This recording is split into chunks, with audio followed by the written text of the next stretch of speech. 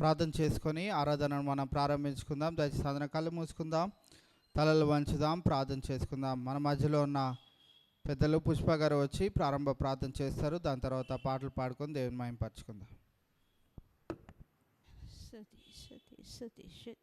స్తోత్రములు స్తోత్రాలు తండ్రి కుమార పరిశుద్ధ నామంలో నీకు స్తుతులు స్తోత్రాలు నా తండ్రి. నాయన నీ సిలువ జానాలు నా ప్రభువా తండ్రి, మిమ్మల్ని స్తుతించుకుని కోపించిన దేవా నీకు స్తుతులు స్తోత్రాలు నాయన.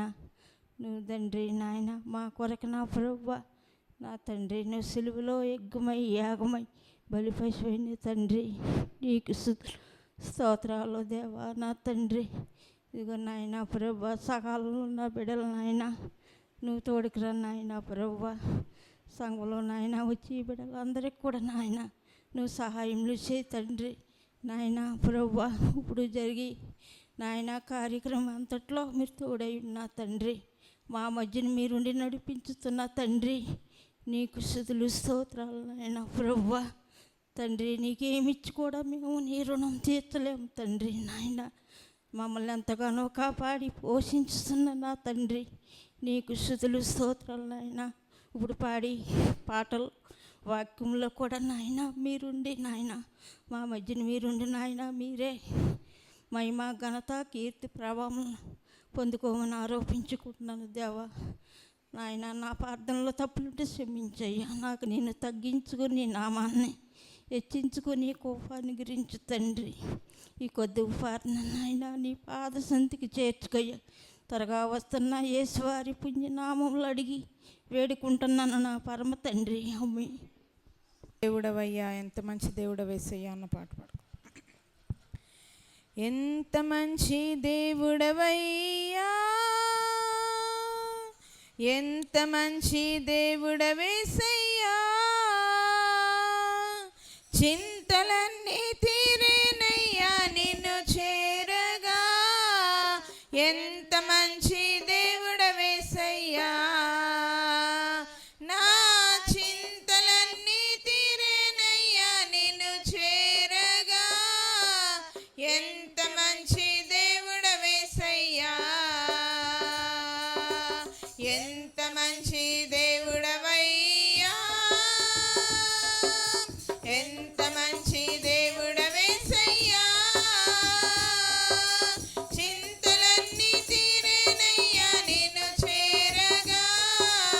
ఎంత మంచి దేవుడవేసయ్యా, నా చింతలన్నీ తీరేనయ్యా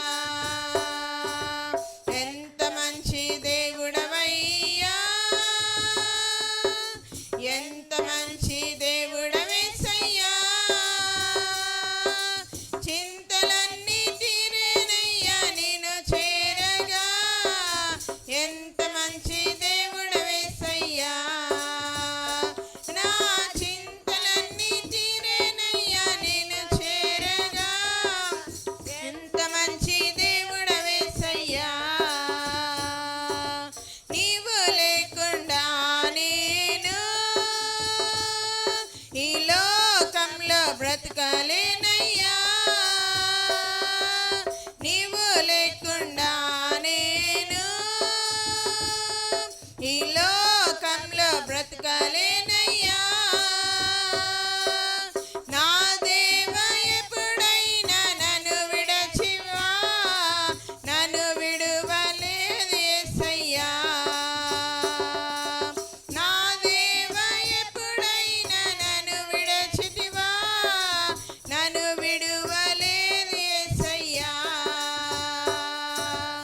ఎంత మంచి దేవుడవయ్యా, ఎంత మంచి దేవుడవేసయ్యా. చింతలన్నీ తీరేనయ్యా నిన్ను చేరగా, ఎంత మంచి దేవుడవేసయ్యా. నా చింతలన్నీ తీరేనయ్యా నిన్ను చేరగా, ఎంత మంచి దేవుడవేసయ్యా.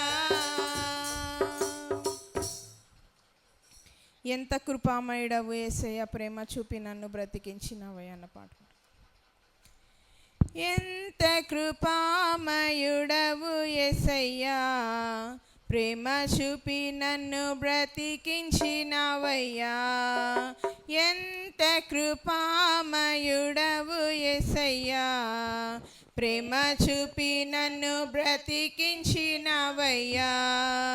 నలిగితివి వేసారితివి, నలిగితివి వేసారితివి, నాకై ప్రాణము నీచితివి, నాకై ప్రాణము నీచితివి. ఎంత కృపామయుడవు యేసయ్యా, ప్రేమ చూపి నన్ను బ్రతికించినవయ్యా. ఎంత కృపామయుడవు యేసయ్యా, ప్రేమ చూపి నన్ను బ్రతికించినవయ్యా. బంటలాంటిది నాదు మొండి హృదయం, ఎండిపోయినా నాదు పాప జీవితం. బండలాంటిది నాదు మొండి హృదయం, ఎండిపోయినా నాదు పాప జీవితం. మార్చితివి నీ స్వాస్యముగా, మార్చితివి నీ స్వాస్యముగా. ఇచ్చినవు మెత్తనైన క్రొత్త హృదయం, ఇచ్చినవు మెత్తనైన కొత్త హృదయం. ఎంత కృపామయుడవు యేసయ్యా, ప్రేమ చూపి నన్ను బ్రతికించినవయ్యా. ఎంత కృపామయుడవు యేసయ్యా, ప్రేమ చూపి నన్ను బ్రతికించినవయ్యా. వ్యాధి బాధలందు నేను కృంగియుండగా, ఆదరించెను నీ వాక్యము నన్ను. వ్యాధి బాధలందు నేను కృంగియుండగా, ఆదరించెను నీ వాక్యము నన్ను. స్వస్థపరిచెను నీ హస్తము నన్ను, స్వస్థపరిచెను నీ హస్తము నన్ను. ప్రేమతో పిలచిన నాదుడవు, ప్రేమతో పిలచిన నాదుడవు. ఎంత కృపామయుడవు యేసయ్యా, ప్రేమ చూపి నన్ను బ్రతికించినవయ్యా. ఎంత కృపామయుడవు యేసయ్యా, ప్రేమ చూపి నన్ను బ్రతికించినవయ్యా. కన్న తల్లిదండ్రులు నన్ను విడచినను, ఈ లోకము నన్ను వెలివేసిన. కన్న తల్లిదండ్రులు నన్ను విడచినను, ఈ లోకము నన్ను వెలివేసిన. మరువలేదు నన్ను విడువలేదు, మరువలేదు నన్ను విడువ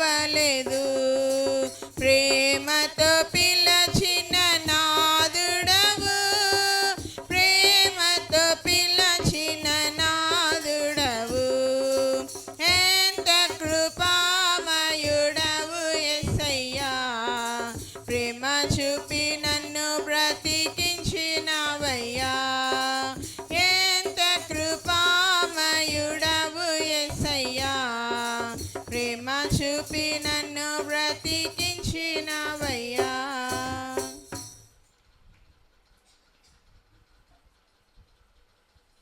కల్వారిలో యేసుడు కనుమూసని నీ కోసమే అన్న పాట పాడుకో. కల్వారిలో యేసుడు కనుమూసనే నీ కోసమే, ఆ సిల్వపై నానాదుడు, ఆ సిల్వపై నానాదుడు బలియాయనే నా కోసమే, బలియాయనే నీ కోసమే, బలియాయనే నా కోసమే, బలియాయనే నీ కోసమే. అటు రోమాదళము ఇటు యూదాచనము అన్యాయముగా నేరముల మోపిరే, అటు రోమాదళము ఇటు యూదాచనము అన్యాయముగా నేరముల మోపిరే, అవమానముగా దిట్ట అరచేతులతో గొట్ట, అవమానముగా దిట్ట అరచేతులతో గొట్ట, అలసింది ప్రాణంబు నీ కోసమే, వెలసింది శాంతంబు నా కోసమే. కల్వారిలో యేసుడు కనుమూసెనే నీ కోసమే, ఆ సిల్వపై నానాదుడు, ఆ సిల్వపై నానాదుడు బలియాయనే నా కోసమే, బలియాయనే నీ కోసమే. ధవళవర్ణుడు రత్నవర్ణుడు 10,000 మందిలో బహుప్రియుడు, ధవళవర్ణుడు రత్నవర్ణుడు 10,000 మందిలో బహుప్రియుడు, స్వరూపమును లేక సొగసైన లేక, స్వరూపమును లేక సొగసైన లేక, కురూపిగా మారి నీ కోసమే, వికారుడాయే నా కోసమే. కల్వారిలో యేసుడు కనుమూసెనే నీ కోసమే, ఆ సిల్వపై నానాదుడు, ఆ సిల్వపై నానాదుడు బలియాయనే నా కోసమే, బలియాయనే నీ కోసమే.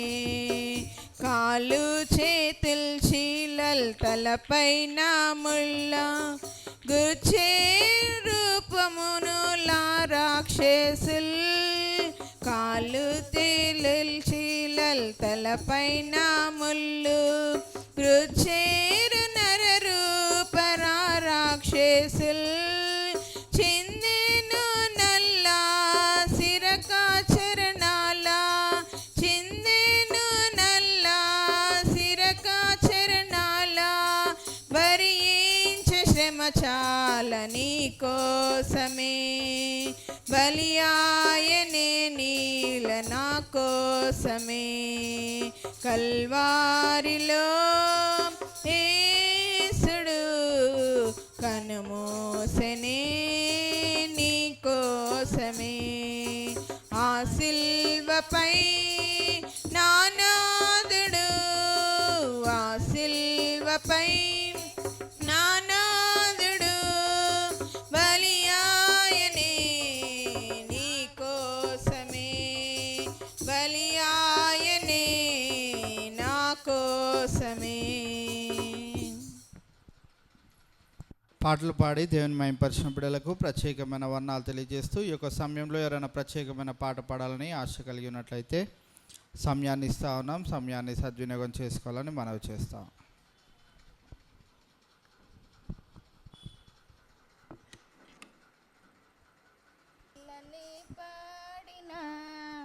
కీర్తించిన నీ రుణము నీ తీర్చగలనా, కొనియాడి పాడి నీ సాక్షిగానే ఇలలో జీవించనా, ఇలలో జీవించనా. గాయపడిన సమయాన మంచి సమరయునిగా నా గాయాలు కడిగిన దేవా, ఆకలైన వేళలో ఆహారమిచ్చి నన్ను పోషించినావు దేవా. గాయపడిన సమయాన మంచి సమరయునిగా నా గాయాలు కడిగిన దేవా, ఆకలైన వేళలో ఆహారమిచ్చి నన్ను పోషించినావు దేవా.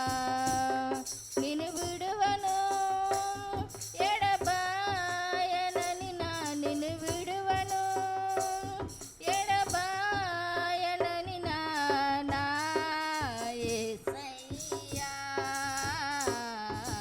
దినమెల్లనే పాడిన కీర్తించిన నీ రుణము నీ తీర్చగలనా, కొనియాడి పాడి నీ సాక్షిగానే ఇలలో జీవించనా, ఇలలో జీవించనా. నా బలహీనతయందు నా సిలువను మోస్తూ నిన్ను పోలి నేను నడిచెదన్, వెనుకున్నవి మరచి ముందున్న వాటికై సహనముతో పరుగెత్తెదన్. నా బలహీనతయందు నా సిలువను మోస్తూ నిన్ను పోలి నేను నడిచెదన్, వెనుకున్నవి మరచి ముందున్న వాటికై సహనముతో పరుగెత్తెదన్. ఉన్నత పిలుపునకు కలుగు బహుమానము, ఉన్నత పిలుపునకు కలుగు బహుమానము నే పొందాలని దినమెల్లనే పాడిన కీర్తించిన నీ రుణము నీ తీర్చగలనా, కొనియాడి పాడి నీ సాక్షిగానే ఇలలో జీవించనా, ఇలలో జీవించనా. పాట పాడి వినిపించిన సుశీల సిస్టర్ గారికి ప్రత్యేకమైన వందనాలు తెలియజేస్తూ ఈ యొక్క సమయంలో దేవుని యొక్క వాక్యాన్ని కొద్దిసేపు మనం ధ్యానించుకుందాం. మరి వాక్యాన్ని ధ్యానించుకోబోయే ముందు మన మధ్యలో లక్ష్మి గారు ఉన్నారు. వారు ముందుకు వచ్చి ప్రార్థన చేయవలసిందిగా మనవి చేస్తాం.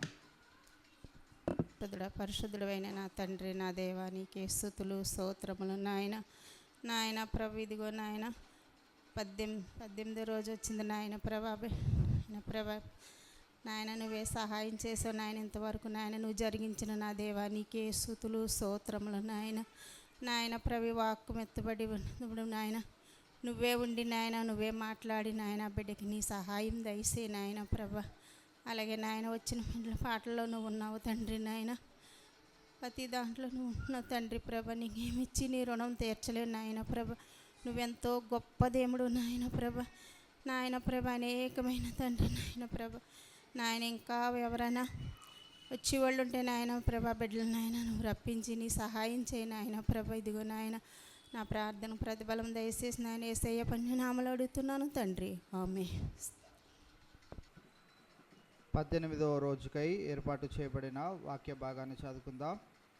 కొరింథీయులకు రాసిన 2వ పత్రిక 5వ అధ్యాయము 6వ వచనం నుండి 10వ వచనం వరకు చదువుకొని ధ్యానించుకుందాం.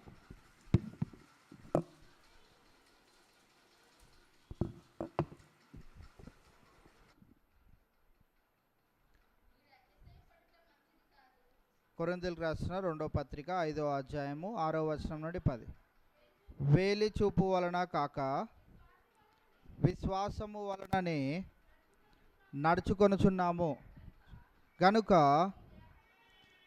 ఈ దేహములో నివసించు కాలమంతయు ప్రభునకు దూరముగా ఉన్నామని ఎరిగియుండియు ఎల్లప్పుడూ ధైర్యము గలవారమై ఉన్నాము. ఇట్లు ధైర్యము కలిగి ఈ దేహమును విడిచిపెట్టి ప్రభువునొద్ద నివసించుటకు ఇష్టపడుచున్నాము. కావున దేహమందున్నను దేహమును విడిచినను ఆయనకి ఇష్టలమై ఉండవలనని మిగుల అపేక్షించుచున్నాము. ఎందుకనగా తాను జరిగించిన క్రియల చొప్పున అవి మంచివైనను సరే చెడ్డవైనను సరే దేహముతో జరిగించిన వాటి ఫలమును ప్రతివాడును పొందినట్లు మనమందరమును క్రీస్తు న్యాయపీఠము ఎదుట ప్రత్యక్షము కావలియును. వేళ మనము ఈ యొక్క వాక్య భాగాన్ని కనుక గమనించగలిగినట్లయితే 6-7 వచనాలను మనం చూసినట్లయితే వేలి చూపు వలన కాక విశ్వాసము వలననే నడుచుకొనుచున్నాము గనుక ఈ దేహములో నివసించుచున్నంత కాలము ప్రభువునకు దూరముగా ఉన్నామని ఎరిగియుండియు ఎల్లప్పుడూ ధైర్యము గలవారమై ఉన్నాము. ఈ యొక్క సందర్భంలో ఈ 6-7 వచనాల నుండి మనము గమనించవలసిన అంశాన్ని కనుక మనం చూస్తున్నట్లయితే ప్రభువునకు దూరముగా ఉన్నామని ఎరిగియుండి ఒకానొక దినము రానై ఉన్నది. ఆ దినమున మనము ప్రభువునకు ఎలా ఉండబోతున్నాము? ప్రభువునకు దగ్గరగా ఉండబోతున్నాం. ఇప్పుడైతే ఎలా ఉన్నాము? ఇప్పుడు ఎలా ఉన్నాము? ఆయన ఎక్కడున్నాడో తెలియదు, ఎంత దూరంలో ఉన్నాడో తెలియదు, ఎప్పుడు అందుకుంటామో తెలియదు, ఆయన ఎప్పుడు వస్తాడో తెలియదు, ఆయనను ఎప్పుడు ఎదుర్కొంటామో తెలియదు, ఏవీ తెలియదు. కనుక ఇక్కడ పౌలు భక్తుడు కొరింథీ సంఘానికి రాస్తూ ఏమంటున్నాడు అంటే ఇప్పటికైతే మనం ఎలా ఉన్నామనంటే ప్రభువునకు దూరముగా ఉన్నామని ఎరిగియుండియు ఎల్లప్పుడూ ఎలా ఉండాలంట? ధైర్యము గలవారమై ఉన్నాము అని వారి యొక్క సాక్ష్యాన్ని వారు తెలియజేస్తున్నారు. ఇది నాన్న ఈ యొక్క వాక్యాన్ని వింటున్న మనందరం కూడా ప్రభువును బట్టి ఒకానొక దినాన ఆయన కుడి పార్శ్వాన చేరనై ఉన్నాము అని దానిని బట్టి ఈ లోకంలో మనం ఎలా జీవించవలసిన వారమై ఉన్నాము అని అంటే ఎల్లప్పుడూ ఎలా జీవించాలంట? ధైర్యము కలిగి జీవించాలంట. అయితే ఇప్పుడు మనకి ఉండవలసిన ఒక డౌట్, ఒక క్వశ్చన్ రేజ్ అవ్వాలి. ఏంటిది అని అంటే అసలు భయం అంటే ఏంటిది? ధైర్యానికి ఆపోజిట్ ఏంటిది? భయం. అసలు భయం అంటే ఏంటో తెలిస్తే దేంట్లో ధైర్యంగా ఉండాలో మనకు తెలుస్తుంది. దేనికి భయం? మనకి ఏమంటే భయం?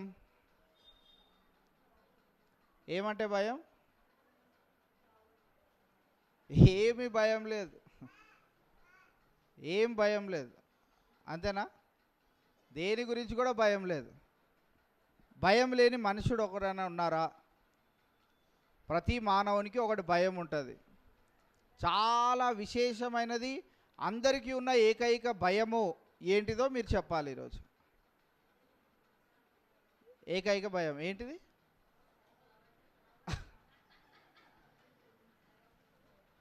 చావంటే ఎవరికైనా భయం లేని వాళ్ళు ఎవరైనా ఉన్నారా?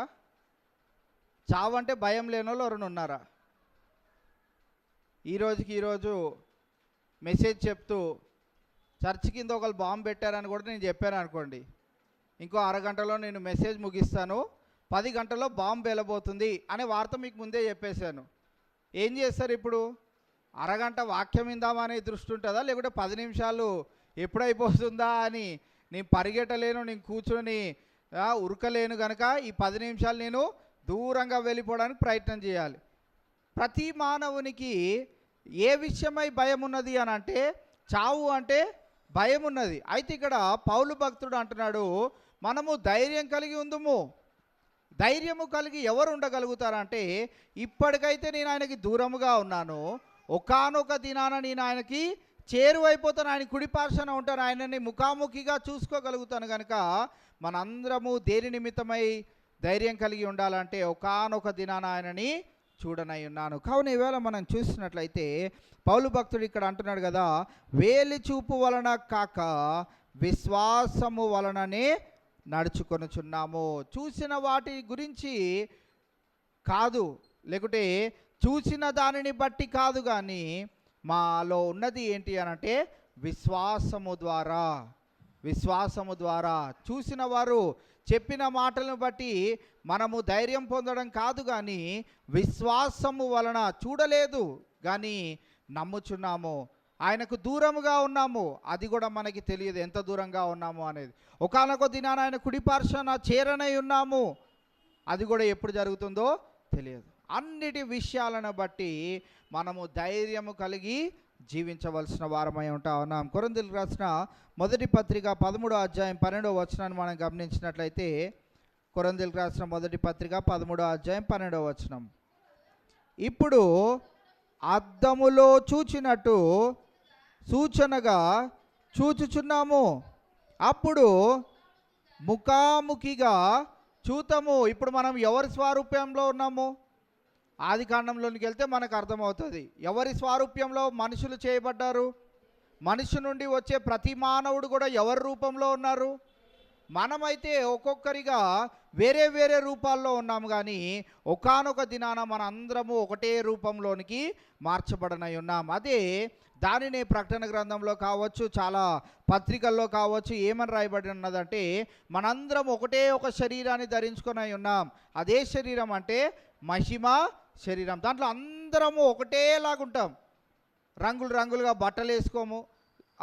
ఆ వస్త్రాలు ఎలా ఉంటాయి అని అంటే అవి చాలా ఘనమైనవిగా ఉంటాయి. మనం ఊహించిన దానికంటే అద్భుత రీతిగా ఉండనై ఉన్నాయి. అయితే మన వారిని అందరినీ గుర్తుపట్టే రీతిగా మన ముఖ కవలికలు కూడా దేవుడు ఆ రీతిగానే ఉంచునై అన్నాడు.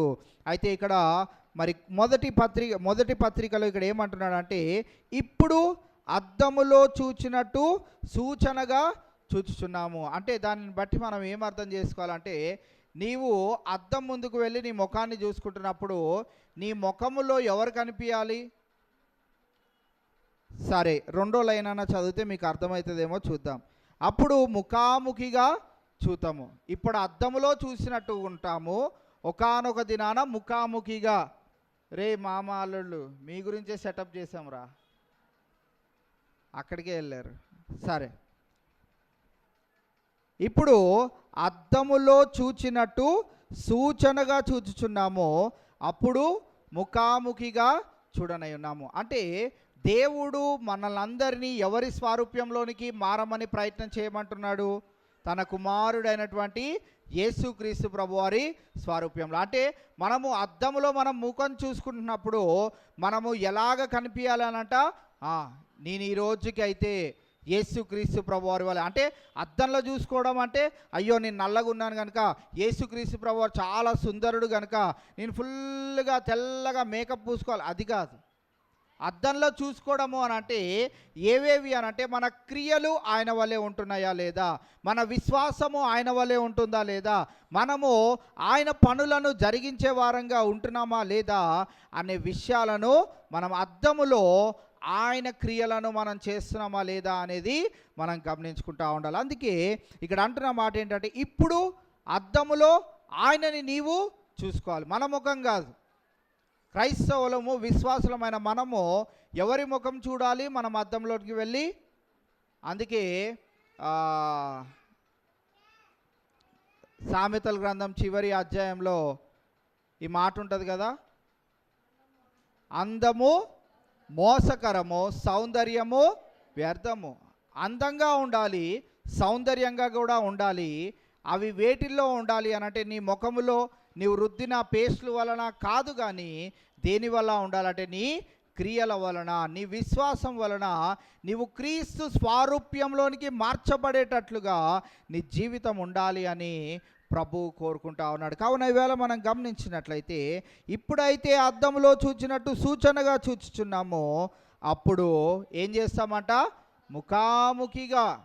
అప్పుడు మనల్ని ఏమంటాడు అని అంటే, ఇదిగో నా ప్రియ కుమారుడు, ఇదిగో నా ప్రియ కుమార్తె, వీరిని బట్టి నేను సంతోషించుచున్నాను, వీరిని బట్టి నేను ఆనందించుచున్నాను. వీరు నా కొరకు అనేకమైన శ్రమలను అనుభవించి నా రక్తంలో వారి వస్త్రములను తెలుపు చేసుకొని నా కొరకు ఈ రాజ్యంలోనికి వచ్చిన నా సైనికులు వీరే. కావున ఈవేళ మనం గమనించినట్లయితే, మనం అద్దములో ఇప్పుడైతే మన ముఖము చూసుకుంటున్నాం అనుకుంటున్నాం, కానీ మన ముఖము కాదు చూసుకోవాల్సింది. మన ముఖములో నుండి, మన క్రియల్లో నుండి, మన విశ్వాసంలో నుండి, మన నడవడికలో నుండి మనం క్రీస్తు ప్రభువారిని చూపెట్టేవారిగా ఉండాలి. కావున ఈవేళ దయచేసి పిల్లలు ఆడుకుంటున్నారంటే వారికి ఆరోగ్యం బాగుంది అని. ఇగో వీడికి మొన్ననే ప్రార్థన చేసాము, ఇప్పుడు ఆడుకుంటున్నాడు అంటే ఈ ఆపలేము. ఇప్పుడు నేను మొన్న అదే అన్నాను, ప్రార్థన చేయించుకోవడానికి వచ్చినప్పుడు మా వాడికి బాగాలేదన్నా, కంటిన్యూస్గా మోషన్స్ అవుతున్నాయి అంటే, మీ వాడు బాగుంటే ఆపలేము, బాగాలేడు కాబట్టి కాస్త అంటే, అయినా కానీ ఆడుతున్నాడు అని చెప్పాడు వాళ్ళ డాడీ. సో ఇప్పుడు కొంచెం యాక్టివ్ అయిపోయాడు, ఇంకా ఆపలేము. వాళ్ళని కాన్సన్ట్రేట్ చేస్తే మీరు వచ్చిన దానికి ఉపయోగకరం ఏమీ ఉండదు. నేను చెప్పుకుంటూ వెళ్ళిపోవడంలో, మీరు వాళ్ళని చూడడంలో ఏమీ ప్రయోజనం లేదు. కనుక వాళ్ళు ఆడుకోవడంలో మనకేం డిస్టర్బెన్స్ లేదు. ఉంటే నాకు ఉండాలి డిస్టర్బెన్స్. నేను మంచిగా చెప్పుకుంటూ వెళ్తుంటే మీరు అందరూ వాళ్ళు ఏం ఆడుతున్నారు, అలా పెద్ద మామ అక్కడే ఉన్నాడు రెడీగా, వాళ్ళ వైర్లో ఏలు పెట్టకుండా. సో వాళ్ళందరినీ జాగ్రత్తగా వాళ్ళు చూసుకుంటారు. మీరు వచ్చిన పని చేసుకొని మీరు ఇంటికి వెళ్తే మంచిది. సో మనము ఒకానొక దినాన అద్దంలో చూసుకునే వారిగా ఇప్పుడున్నాము, ఒకానొక దినాన ముఖాముఖిగా ఆయనను చూడనై ఉన్నాం. కావున 6-7 వచనాల్లో మనం గమనించవలసిన పాఠం ఏంటిదనంటే, ఇప్పుడైతే మనము ప్రభువుకి దూరముగా ఉన్నాము, ఒకానొక దినాన ఆయన కుడి పార్శ్వాన ఉండనై ఉన్నాం. 8వ వచనాన్ని మనం గమనించినట్లయితే, ఇట్లు ధైర్యము కలిగి ఈ దేహమును విడిచిపెట్టి ప్రభువునొద్ద నివసించుటకు ఇష్టపడుచున్నాను. రెండో ప్రాముఖ్యమైన విషయం ఏంటిది అనంటే, ప్రతి మానవుడు దేని గురించి అయితే భయపడుతున్నారో వీరికి ఆ భయం అనేది వారి జీవితంలో కనపడట్లేదు. చావంటే మాకు భయం లేదు అంటున్నాడు. ఆ వచనం మనకు క్లియర్గా అర్థం కావాలంటే, మాకు చావంటే ఇంత మాత్రము భయం కూడా లేదు. ఎందుకనంటే మేము చచ్చిపోతే ఏమవుతుంది అంటున్నాడు.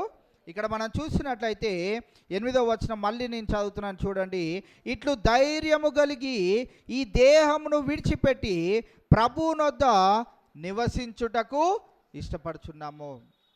అక్కడ ఉన్నటువంటి విషయాలను ఎవరైతే తెలుసుకోగలుగుతారో, అక్కడ ఏముందో ఎవరైతే గ్రహించగలుగుతారో, అక్కడ ఏమేమి ఉన్నాయో, తండ్రి దగ్గరికి వెళ్తే మనకి ఏమేమి లభిస్తాయో ఎవరైతే వాటిని గ్రహిస్తారో అక్కడ ఉండడానికే ఇష్టపడతారు. పౌలు భక్తుడు అదే సెలవిస్తా ఉన్నాడు. ఏమని అంటున్నాడు అనంటే, ఇట్లు ధైర్యము కలిగి ఈ దేహమును విడిచిపెట్టి ప్రభువునొద్ద నివసించుటకు ఇష్టపడుచున్నాము. అంటే వారి ప్రిపరేషన్ ఎలా ఉంది అని అంటే, మా క్రియలలోనూ, మా విశ్వాసములోనూ, మా నడవడికలోనూ మేము అద్దంలో చూసుకుంటే మా ముఖం కనిపించట్లేదు, కానీ క్రీస్తు ప్రభువారి ముఖము కనిపిస్తుంది. మేము ముఖాముఖిగా చూడడానికి కూడా సిద్ధపడి ఉన్నాం. కావున ఈవేళ మరి పౌలు భక్తుడు కొరింథీ సంఘానికి తెలియజేస్తూ, ఇది నా పరిశుద్ధాత్మ దేవుడు మన సంఘానికి నేర్పించాలనుకుంటున్న రెండవ ప్రాముఖ్యమైన అంశము ఏంటిది అని అంటే, మనము ప్రభువునొద్ద నివసించుటకు ఇష్టపడాలి. ప్రభువునొద్ద నివసించుటకు ఇష్టపడితే మనము మన క్రియల్లో ఆయన వలె చేయడానికి ఇష్టపడతాం, మన విశ్వాసములో ఆయన వలె విశ్వసించుటకు ఇష్టపడతా ఉంటాం, మన నడవడికలో ఆయన వలె నడుచున్నట్లుగా ఆ యొక్క నడవడికను మనం ఇష్టపడే వారిగా ఉంటాం. కావున రెండో ప్రాముఖ్యమైన విషయం మనం ఇక్కడ ఏం చూస్తూ ఉన్నామంటే, ప్రభువునొద్ద నివసించుటకు ఇష్టపడుచున్నాము. వారికి ఏముంటుందంట? ధైర్యం ఉంటుంది. మనకందరికీ భయం ఉంది. ఏమని భయం ఉంది? రేపేమవుతుందో. ఈ దినాన చాలా చేదు వార్త క్రైస్తవ సంఘాలన్నిటికీ, తెలుగు రాష్ట్రాల్లో ఉన్న అనేకమైన ప్రజలకు ఉన్నటువంటి చేదు వార్త ఏంటిదనంటే, ప్రవీణ్ పగడాల అనే గొప్ప దైవజనుడు, ఆయన డిబేట్కి రావడానికి కూడా భయపడే అంత నాలెడ్జ్ కలిగిన వ్యక్తి దైవజనులు. ఆయన జ్ఞానము అతీతమైనది. అంటే అనేకమైన గ్రంథాలను ఆయన చదివి పరిశీలించి వాటిల్లో మరి సత్యము లేదు, కేవలము పరిశుద్ధ గ్రంథమైనటువంటి బైబిల్లోనే సత్యం ఉన్నది అనే విషయాన్ని ఆయన బోధిస్తూ వచ్చిన ఆయన హఠాత్తుగా ఈ దినాన ఉదయకాలం మరణించాడు అనే విషయాన్ని మరి అనేకులు తెలియచేయడము చాలా అల్లకల్లోలం అయిపోతుంది. ఆంధ్ర ప్రాంతం అంతా అనేకులు ఆయన గురించి నిలబడడానికి సిద్ధమవుతా ఉన్నారు. మనం గమనించినట్లయితే ఆయన అనేక దినములు ఇంకా బ్రతికి ఉండాలి అని ఆయన ఆశపడి ఉండొచ్చు, కానీ హఠాత్తుగా మరణించాడు.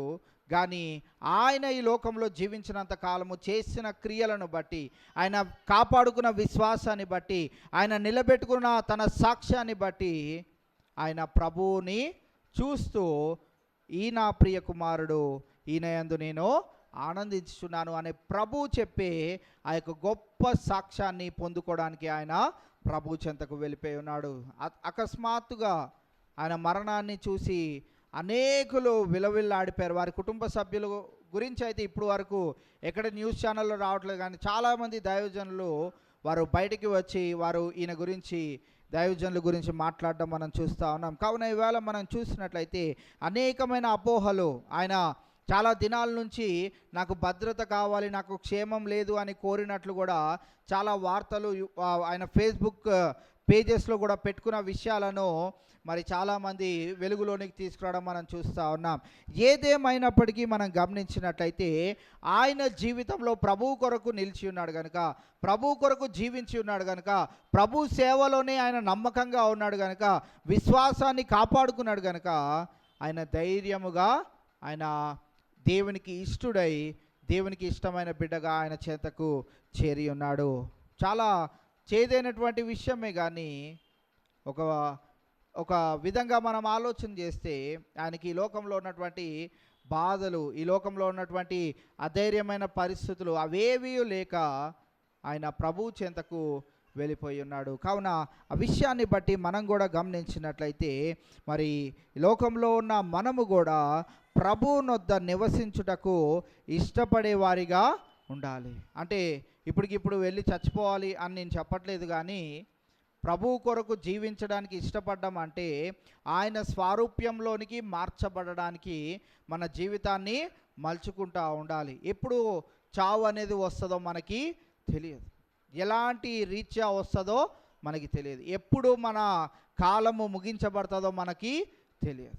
సో ఇంకా సమయం ఉందని, ఇంకా నేను మారడానికి నేను ఇంకా చాలా దినాలు ఉన్నాయని, ఈ సంవత్సరం కాదు వచ్చే సంవత్సరము లెంట్ ప్రేయర్స్లో నేను చాలా భక్తిపరుడుగా నేను ఉంటాను అని అనుకోవడం కాదు, కానీ సమయము ఎప్పుడు మనకి ఆసనం అవుతుందో, ముగింపు ఎప్పుడు మనకి వస్తుందో తెలియని రోజుల్లో మనము ఉంటా ఉన్నాం కనుక దీని విషయమై మనం గమనించుకుంటూ మనం ఎలా జీవించాలి అంటే రెండో ప్రాముఖ్యమైన విషయం ఏంటిదనంటే ప్రభువునొద్ద నివసించుటకు ఇష్టపడే జీవితాన్ని మనము కోరుకోవాలి. ఫిలిప్పీలకు రాసిన పత్రిక 1వ అధ్యాయం 23వ వచనాన్ని మనం చదివినట్లయితే, ఫిలిప్పీలకు రాసిన పత్రిక 1వ అధ్యాయం 23వ వచనం,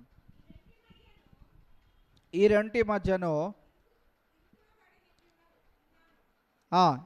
ఈ రెండిటి మధ్యను ఇరుకున పడి ఉన్నాను, నేను వెడలిపోయి క్రీస్తుతో కూడా ఉండవలనని నాకు ఆశ ఉన్నది, అది నాకు మరి మేలు.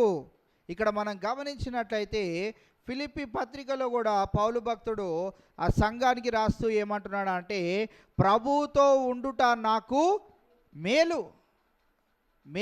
ఈ లోకంలో ఎన్ని రీత్యా మేలులు మనం పొందుకోవాలని ఆశపడినా ఆ మేలు స్వల్పకాలమే ఉండేది. ఒకవేళ నాకు ఆర్థికంగా చాలా ధనం కావాలి అని అంటే ఒకానొక దినాన ఆ ధనము కరిగిపోతానే ఉంటుంది, తరిగిపోతానే ఉంటుంది. ఎప్పుడు మన దగ్గర నిలిచి ఉండదు. ఏదైనా చూసుకోండి మీరు, ఒకానొక దినాన దానికి ఎక్స్పైరీ డేట్ అనేది ఉంటా ఉన్నది. కావున ఈవేళ మనం గమనించినట్లయితే మరి పౌలు భక్తుడు అంటా ఉన్నాడు కదా, ప్రభువు యొద్ద నుండుట నాకు మేలు, ప్రభు యొద్ద నివసించుటకు నేను ఇష్టపడుచున్నాను అనే విషయాన్ని మనం చూస్తూ ఉన్నాం. మూడోదిగా మనం గమనించినట్లయితే 9వ వచనాన్ని మనం చూస్తే, కావున దేహమందున్నను దేహమును విడిచినను ఆయనకిష్టులమై ఉండవలనని మిగుల అపేక్షించుచున్నాను. ఆయనకి ఇష్టలముగా మొట్టమొదటిగా మనం ఏం చూసాము అని అంటే, ప్రభువుకు దూరముగా ఉన్నప్పటికీ మనము ధైర్యము కలిగి ఉండాలి. రెండోదిగా మనం చూసినట్లయితే ప్రభువునొద్ద నివసించుటకు ఇష్టపడుచున్నాను. మూడోదిగా మనం గమనించినట్లయితే ఆయనకి ఇష్టలమై ఉండవలనని, ఆయనకి ఇష్టలమై ఉండాలి. ఆయనకి ఇష్టమైనవి ఏంటో ముందు మనకి తెలియాలి. ఆయనకి ఇష్టమైనవి ఏంటి చెప్పండి? ఆయనకి ఇష్టమైనవి ఏంటి చెప్పండి?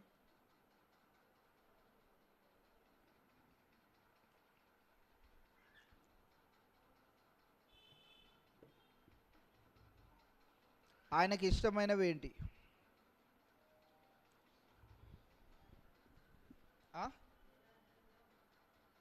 ఆయనకి ఇష్టమైనవి ఏంటి అని అంటే, ఆయన ఎలా జీవించాడో అలా మనం జీవించడమే ఆయనకి ఇష్టం. సింపుల్గా ఆయన ఎలా జీవించాడో మనం అలా జీవించడమే ఆయనకి ఇష్టం. దాంట్లో మీరు చెప్పుకుంటా వెళ్తే చాలా వస్తాయి. యథార్థంగా ఉండడము, దేవుని పట్ల నమ్మకంగా ఉండడము, తండ్రి అయిన దేవుడు ఏ పరిచర్యనైతే ఆయన చేయమని పంపించాడో అది చేయడము, ఇలా మనం చూసుకుంటూ వెళ్తే అనేకమైన అంశాలు వస్తాయి. సింపుల్గా ఒక లైన్లో ఆన్సర్ చెప్పుకోవాలంటే, యేసుక్రీస్తు ప్రభు ఎలా జీవించాడో అలా జీవించడమే ఆయనకు ఇష్టము. ఇక్కడ పౌలు భక్తుడు సెలవు ఇవ్వడంలో కూడా మనం ఏం చూస్తూ ఉన్నామంటే, కావున దేహమందు ఉన్నను దేహమును విడిచినను. రెండు విషయాలను చెప్తా ఉన్నాడు. రెండు విషయాల్లో కూడా ఎలా ఉండాలి అంటున్నాడు? ఆయనకి ఇష్టలమై ఉండేవాళ్ళనని మిగుల అపేక్షించుచున్నాను. నేను ప్రయత్నం చేస్తా ఉన్నాను. అపేక్షించడం అంటే ఏంటి? అపేక్షించడం అంటే ఏంటి? గట్టిగా చెప్పాక నీ వాయిస్ అసలు నాకు రావట్లేదు. మైక్ ఇవ్వండి. సండే స్కూల్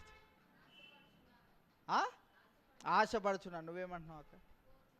కోరుకుంటున్నాను. మనం గమనించినట్లయితే ఆయనకున్న కోరిక, ఆయనకున్న ఆశ ఏంటిది అని అంటే, ప్రభువుకి ఇష్టముగా నేను జీవించాలి.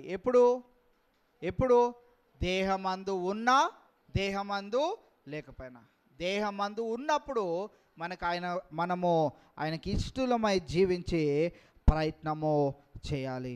నాలుగవదిగా మనం గమనించినట్లయితే 10వ వచనంలో మనం చూస్తున్నాం, ఎందుకనగా తాను జరిగించిన క్రియల చొప్పున అవి మంచివైనను సరే చెడ్డవైనను సరే దేహముతో జరిగించిన వాటి ఫలమును ప్రతివాడును పొందునట్లు మనమందరమును క్రీస్తు న్యాయపీఠము ఎదుట ప్రత్యక్షము కావలియును. చివరిగా ఈ యొక్క భాగాన్ని క్లోజ్ చేస్తూ ఏమని అంటున్నాడంటే, మనకి కూడా ఒక క్లారిటీ ఇస్తూ ఉన్నాడు. మన యొక్క జీవిత విధానంలో కూడా మనకి నచ్చేవి, మనకి నచ్చనివి దేవుడు మన జీవితంలో చేస్తే బాగుండు అని మనం అనుకోవడం కాదు. ఇక్కడ మనం చూసినట్లయితే, ఎందుకనగా తాను జరిగించిన క్రియల చొప్పున అవి మంచివైనా సరే చెడ్డవి అని అంటే ఆయన పెట్టే పరీక్షలైనా సరే, మంచివి అంటే ఆయన ఇచ్చే ప్రతి విధమైనటువంటి ఆశీర్వాదమైనా సరే, అటు పరీక్ష అయినా సరే మనం ఎలా ఉండాలి అని అంట, అవి మంచివైనా సరే చెడ్డవైనా సరే దేహముతో జరిగించిన వాటి ఫలమును ప్రతివాడును పొందునట్లు మనమందరమును క్రీస్తు న్యాయపీఠము ఎదుట ప్రత్యక్షము కావలియును. మనందరము ఫలము పొందుకోనట్లుగా, చెడ్డవి అనంటే ఆయన పెట్టే పరీక్షలు కూడా నెగ్గేవారుగా, అబ్బా ఈ సమస్య నాకే రావాలా, ఇన్ని రోజులు ఇదే ప్రార్థనాంశం గురించి చేయాలా? ఇన్ని రోజులు ఇదే వేదనతో ఉన్న దేవుడు నా ప్రార్థన ఆలకించడా? పరీక్ష. దేవుడు ఒక్కొక్కసారి వెంటనే మేలు చేసినప్పుడు అది మంచిదైనా సరే, మంచిది చేసినా చెడ్డది చేసినా, ఎలా చేసినా కానీ ప్రతిదానికి ప్రతిఫలం ఉంటుంది. చెడ్డది చేసినప్పుడు అంటే పరీక్ష పెట్టినప్పుడు దానికి విసుగు చెందేవారిగా ఉంటే దానికి కూడా మనము ప్రతిఫలం పొందుకుంటాం. నేను పెట్టాను పరీక్ష, నీవు దానిని విశ్వాసముతో నెగ్గకుండా, విశ్వాసముతో మరి నీవు జయము పొందుకోకుండా నీవు అవిశ్వాసం కనపరిచావని దేవుడు మనల్ని అనకుండా, ప్రతిఫలం పొందుకునే పరిస్థితుల్లో మనం లేనివారిగా ఉండకుండా, మనము అవి మంచివైనా సరే చెడ్డవైనా సరే దేహముతో జరిగించిన ప్రతి ఫలమును ప్రతివాడును పొందునట్లు ఆయన న్యాయపీఠము ఎదుట ప్రత్యక్షము కావలియును. మత్తయి సువార్త 16వ అధ్యాయము 27వ వచనాన్ని మనం చదివినట్లయితే 16:27 మనుష్య కుమారుడు తన తండ్రి మహిమ గలవాడై తన దూతలతో కూడా రాబోచున్నాడు. అప్పుడు ఆయన ఎవని క్రియల చొప్పున వానికి ఫలమిచ్చును. ఇక్కడ మనం గమనించినట్లయితే ఏమని అంటున్నాడు? మనిషి కుమారుడు తన తండ్రి మహిమ గలవాడై తన దూతలతో కూడా రాబోచున్నాడు. అప్పుడు ఆయన ఎవని క్రియల చొప్పున వానికి ఏమిస్తాడంట? ఫలం ఇస్తాడు. ఈ ఫలాన్ని బహుమానాలు అనుకోవచ్చు, కిరీటాలు అనుకోవచ్చు, ఏమన్నా అనుకోండి. ప్రభు ఏం చేస్తాడంట? దేనిని బట్టి ఆయన ఫలం ఇస్తాడంట? అప్పుడు ఆయన ఎవని క్రియల చొప్పున, క్రియలు మనము ఆయనకి ఇష్టమైనవి జరిగించే వారిగా ఉన్నప్పుడు మనం ఏం పొందుకుంటాము? ఫలాలను పొందుకుంటాము. కావున ఈవేళ మనం గమనించినట్లయితే ఫలాలలో అతి ప్రాముఖ్యమైనది ఏంటిది అని అంటే ఆయన కుడి పార్శ్వాన మనం అందరము ఉండడము. ఆ ఫలాన్ని మనం పొందుకొని ప్రయత్నం చేయాలి. ఎందుకనంటే క్రీస్తు న్యాయపీఠం ఎదుట మనందరం ఒకానొక దినాన ఏమవనై ఉన్నాము? ప్రత్యక్షమై అవ్వనై ఉన్నాము. ఆయన ఎదుట నిలవబడవలసిన ఒక రోజు ఆసన్నం అవనై ఉన్నది. దాని కొరకు మనము దాన్ని ఆ రోజున మనము ఫలమును పొందుకునే వారిగా ఉండనై ఉన్నాము. కావున ఫలాలను పొందుకోవాలంటే ఆయన పెట్టే పరీక్షల్లో, ఆయన ఇచ్చే మేలులలో ఆయనకు కృతజ్ఞతాస్తుతులు చెల్లించేవారిగా, ఆయన పెట్టే పరీక్షల్లో మరి మనం బలము పొందుకొని ధైర్యముగా మరి వాటిని గెలిచే వారిగా మనం ఉండాలి అని ప్రభు మన దగ్గర నుంచి కోరుకుంటా ఉన్నాడు. రోమిలికి రాసిన పత్రిక 14వ అధ్యాయము 10వ వచనాన్ని కూడా మనం చూసినట్టయితే, అయితే నీవు నీ సహోదరునికి తీర్పు తీర్చనేలా, నీ సహోదరుని నిరాకరింపనేలా మనమందరము దేవుని న్యాయ పీఠము ఎదుట నిలుతుము. ఒకానొక దినాన ఆయన ఎదుట మనము నిలువనై ఉన్నాము గనుక మనము ఈ యొక్క వచనంలో మనం ఏం చూస్తూ ఉన్నామనంటే, అయితే నీవు నీ సహోదరునికి తీర్పు తీర్చనేలా, నీ సహోదరుని నిరాకరింపనేలా మనమందరము దేవుని న్యాయ పీఠము ఎదుట నిలుతుము. ఒకానొక దినాన ఆయన ఎదుట నిలువనై ఉన్న వారమై మనము మన జీవితాలను జాగ్రత్తగా కట్టుకుంటూ, మన వారందరినీ మనం భద్రపరుచుకుంటూ, మనము కాపాడుకుంటూ, వారు కూడా యేసుక్రీస్తు ప్రభువారి కుడి పార్శ్వాన ఒకానొక దినాన ఆయన వారిని కూడా ఆయన ఎదుట నిలవబెట్టుకుంటాడు గనక ఆ రోజున మనందరము ఫలాన్ని పొందుకునే స్థితిలో ఉండాలి అని అంటే పైన మనం 6-7 వచనాల్లో ఒక విషయాన్ని మనం కనుగొన్నాం. 8వ వచనంలో ఒక విషయాన్ని కనుగొన్నాం. 9వ వచనంలో ఒక విషయాన్ని కనుగొన్నాం. ఇదంతా మనం చూసినట్లయితే కనెక్టివిటీగా ఉంటా ఉన్నది. అందుకే 7వ వచనం చూస్తే గనుక అనే పదాన్ని మనం చూస్తూ ఉన్నాం. 8వ వచనం ప్రారంభంలో చూస్తే ఇట్లు, 9వ వచనం ప్రారంభంలో చూస్తే కావున, 10వ వచనం ప్రారంభంలో చూస్తే ఎందుకనగా. ఒక వచనానికి కనెక్టివిటీ ఉన్నది కనుక ప్రతి వచనంలో ఉన్న విషయాలను మనం గమనించుకుంటూ మనము ఈ యొక్క వచనాన్ని, ఈ యొక్క భాగాన్ని ఎలాగ మనం గుర్తుపెట్టుకుంటే మనకి బాగా అర్థమవుతుంది అని అంటే, మనము ప్రభు దగ్గరికి చేరడానికి అతి సమీపమైన సమయము ఆసనం అవ్వనై ఉన్నది అని, మన క్రియలను మంచివిగా చేసుకుంటూ ఆయనను సంతోషపరిచి ఆయన ఎదుట సంతోషముగా నిలవబడే ప్రయత్నము మనము అనుదినము చేసేవారిగా ఉండాలి. కావున మనందరము ఆయన ఎదుట నిలవబడ్డానికి మనందరము సిద్ధపాటును కలిగి ఉండాలి అనే విషయాన్ని మనం ఈ యొక్క వచనాల్లో గమనిస్తూ ఉన్నాం. కావున పరిశుద్ధాత్మ దేవుడు అటు రీతిగా మనందరికీ సహాయము చేసి మనల్ని ఆ రీతిగా సిద్ధపరచున్నట్లుగా మనం అందరము ప్రార్థనాపూర్వకముగా మరి ఈ యొక్క ప్రత్యేకమైన ఈ దినాలను మనము సహవాసముగా కూడుకుంటున్న ప్రతిసారి వింటున్న ప్రతి ఒక్క మాటను మనం నెమరు వేసుకుంటూ మనము జాగ్రత్తగా మన జీవితాలను ముందు కొనసాగిద్దాం. అటు రీతిగా పరిశుద్ధాత్ముడు మనందరికీ సహాయము దయచేసి ముందుకు నడిపించునుగాక.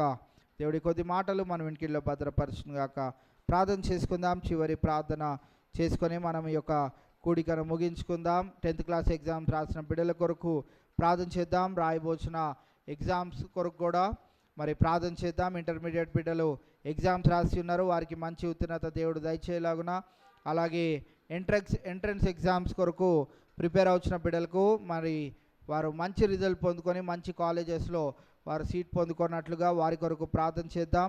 మే 1, 2, 3 తారీఖులు మరి రెవరెండ్ పసుల జయప్రకాష్ గారు మన మధ్యలోనికి వచ్చి దైవ సందేశాన్ని అందచేయనై ఉంటుండగా వారికి కూడా దేవుడు బలాన్ని, శక్తిని దయచేసి, ఆరోగ్యాన్ని దయచేసి బలమైన దేవుని యొక్క మాటలను మనకు అందచేయనట్లుగా వారి కొరకు ప్రార్థన చేద్దాం. అలాగే మరి వాతావరణం కొరకు, సాంగ్స్ పాడే బిడ్డల కొరకు, మ్యూజిషియన్స్ కొరకు, ప్రతి ఒక్కరి కొరకు మరి ఆ 3 రోజులు దేవుని మహిమార్థమై ఘనముగా, దానికంటే ప్రాముఖ్యమైనది మరి ఒక్కరైనా రక్షింపబడినట్లుగా, మరి ఆ యొక్క కార్యము నెరవేర్చబడినట్లుగా మనము ఈ యొక్క అంశాల గురించి ప్రార్థన చేద్దాం. చివరి ప్రార్థన మన మధ్యలో ఉన్న పాస్టర్ గారు వచ్చి చేస్తారు.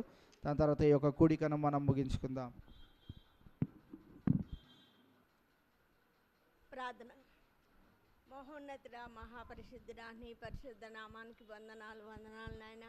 18వ రోజు కూడా సిలువ ధ్యానాలు చక్కగా జరగడానికి నీవు కృపను అందించే వందనాలు పాటలు పాటకు మంచి స్వరాలను దయచేసిన నీ విధానం బట్టి వందనాలు పాటల ద్వారా నీవు మహిమ పొందో వందనాలు చెల్లిస్తున్నాను నీ వాక్యం ద్వారా చక్కని వాక్యం దయచేసిన దేవా నీకు వందనాలు చెల్లిస్తున్నాం ఒకనొక దినాన్ని మేము నీ న్యాయపీఠం ఎదుట ఉండాలి కనుక మా దేహంతో చేసినవి దేహంతో ఉన్నాను, చనిపోయినాను మేము మంచివైనను సరే చెడ్డవైనను సరే ఆ క్రియలు చొప్పున నువ్వు ఫలమిచ్చే దేవుడు అని నమ్మి నీకు వందనాలు చెల్లిస్తున్నాం మా క్రియలను సరిచేసుకొని నీ యందు భయభక్తులు కలిగి నీవు వచ్చే దినానికి మేము సిద్ధపడి జీవించుటకు నీ కృపను దయచేయండి.